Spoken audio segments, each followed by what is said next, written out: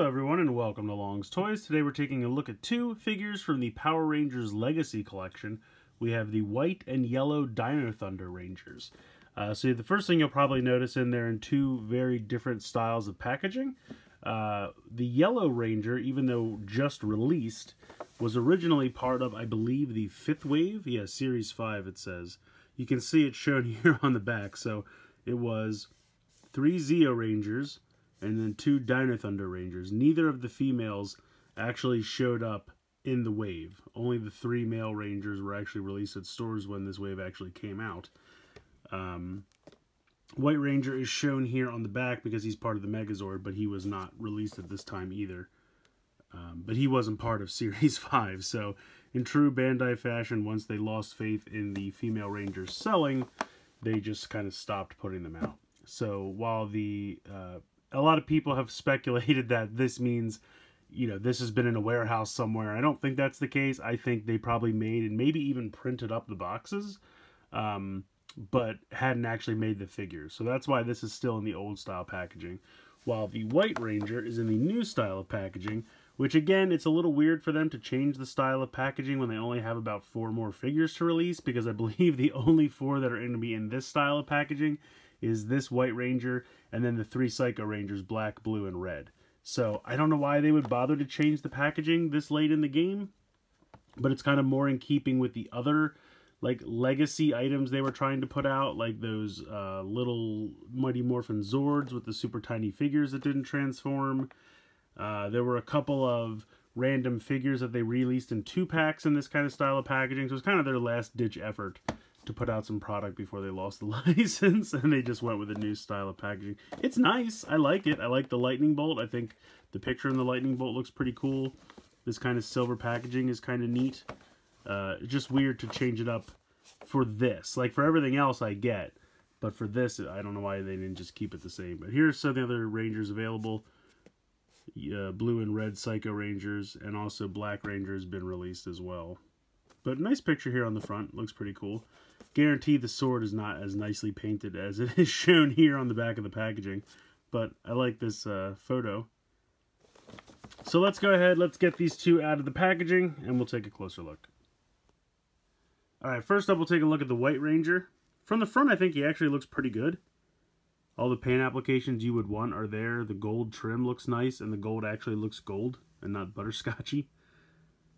He is missing large paint apps on the back of the vest. You can see where it's molded or kind of etched in, the detailing, but it's not painted black. At least the gold trim still goes around. I appreciate that, but would have liked to have those painted black.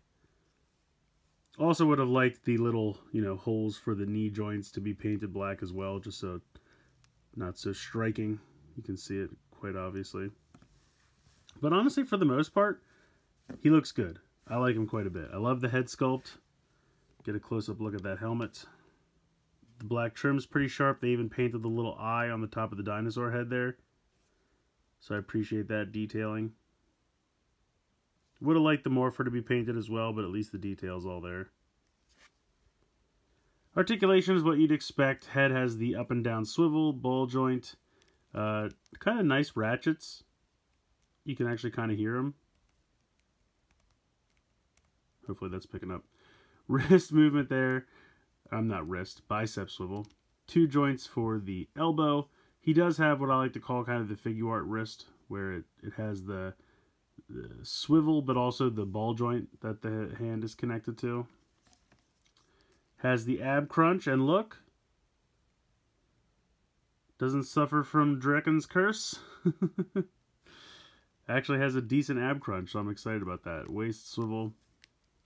Out to the side, to the front in the hip. Thigh swivel, 2 knee joints, boot swivel. And then you have that same kind of joint in the ankle as the wrist, where you can go up and down, but also spin side to side. So I like him. I think he looks good. I really do. I'm happy. Obviously, the sword doesn't have nearly the articulation. The articulation, it's a sword. The paint apps is what I was going to say. Doesn't have nearly the paint apps. Obviously, I wish that was all painted black where it's supposed to be. Would have looked nice and sharp. But at least we got the gold. And then this just fits into the holster here. So that looks pretty cool. But yeah, like I said, especially if you're just putting him on a shelf from the front, I think he looks good. He's a decent representation. Nice paint applications from the front. Definitely wish this was painted. That's probably my major complaint. Otherwise, maybe a little bit more paint applications for the dagger. But honestly, not too bad. Alright, next up, Down to Thunder Yellow. I like the helmet. I think they did a good job with that. The giant decal on her chest is quite massive, but painted nicely. And actually, gold paint looks good. And then the chest, she just kind of has like a ball joint instead of an ab crunch. So that works. I don't remember all of the female Rangers having this weird cutout in their shoulders. Is that new? And also you can see how mine doesn't quite like connect right. There's like a gap there for the bicep swivel. I don't know. I don't remember if that's a common problem. Again, Morpher has detail but not painted. She only gets one elbow joint. And she has the same kind of wrist as the White Ranger, but for the female Rangers, because their arms are so thin, it kind of like jets out, so it's weird. Like, this is where her normal wrist is. Then she just got a giant ball joint, and then she's got her actual hand. It just looks a little goofy because, you know, this should be closer. This should be built in or something. I don't know. It makes them look like they have like an extra wrist. It's a little strange. The skirt looks good. Does hinder the leg articulation. Basically, you can operate in this area. Can't really go much more far back out to the side. But you do get 2 knee joints, boot swivel, same ankle as usual. See, the ankle they integrated in nice. That doesn't look weird and out of place. As for the gun, you can see it fits in the holster. It has that little slit, so this kind of like crest of the gun can fit in there. Otherwise, it's the same gun we got with red and blue. Not as much paint as we should have gotten, but at least there's some. But it's honestly kind of difficult for her to hold the gun. It's too big or thick for her hands. Like, she can kind of hold it, but see how it doesn't even really quite fit? It just seems really gigantic. It's a little weird. I mean, I guess they just molded one gun for everybody, which makes sense, but it just seems gigantic. So I'm just going to leave it in the holster. So all in all, I do think she looks good. I think the shoulders and the bicep swivel are a little weird. I just don't remember those giant chunks of plastic being missing. But otherwise, I really like the helmet. I like the emblem on the chest. I think that's painted well. And I'm just very happy she actually got released so that we can complete the team, because I was actually kind of worried about that not happening. So yeah, very cool. So of course we have to talk about their Build-A-Figure pieces. White Ranger comes with this foot. You have a ball joint in the knee, ball joint connector for the hip, and then a ball joint down here in the ankle.